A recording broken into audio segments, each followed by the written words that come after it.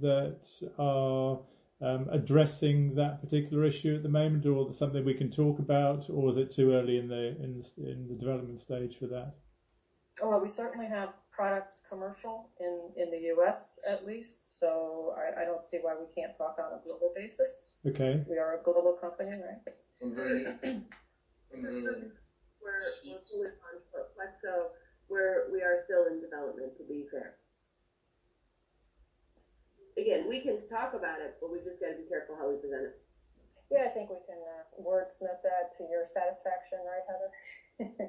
Okay, I mean, so does that mean we can name specific products, or just talk around generally that products are being developed?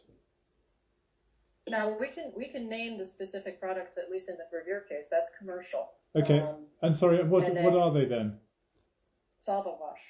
Solvent wash. Yeah, because we don't have to focus on UV, right? On that. No. It's on labels. It's an article on label. It's not an article on UV. Correct. Yeah.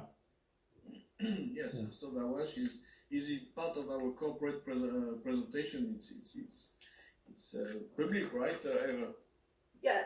Yeah, we do share it. And in fact, Greg, what I'll do is we also, perhaps everyone on the call will be interested, but on the Revere side, we did develop some collateral for it. It is both elements are also included in our corporate capability presentation, so I can share that over, Greg, with you and Sarah, just so you have them as well. Thank you.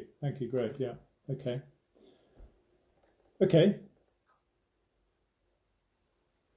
So other.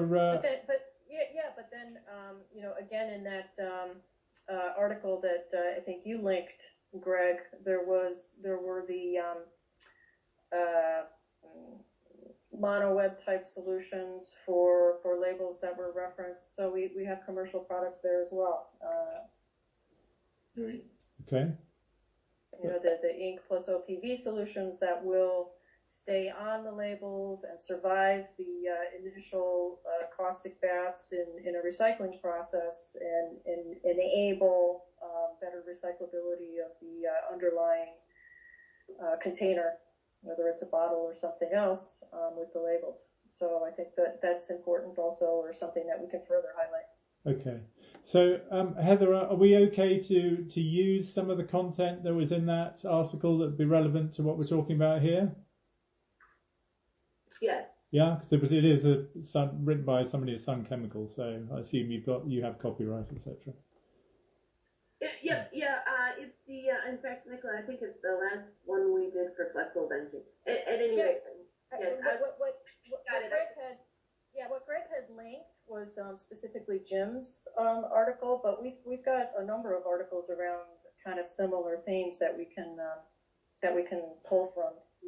Great. Well, I mean, if you've got other ones like that we can pull from, then if you could let us have those, then that would be help as well. Certainly, as far as developing the piece is concerned. Yeah. And I'll also share over as well. It'll be communicated out today, but Nicola also just did a podcast, and this came up as a subject matter as well. So Greg, I'll share that over with you and Sarah as well. Brilliant. Yeah. More the merrier. Fantastic. Good stuff. Okay.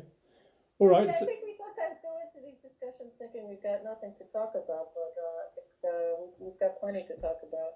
But that's what often happens with a discussion, isn't it? You start talking around things, and somebody chucks something in, and you start realising, actually, as you said, there's rather more to talk about than you first thought. Yeah. And we want to talk about EB labels, Jonathan, like we do in Sliver. Yeah, I mean, because this is sustainable. I mean, there's no VOC. Yeah, I mean, this relates in a way, Greg. Some of the content that we did for the Converting magazine around the different processes, some of that fits with this. Yeah.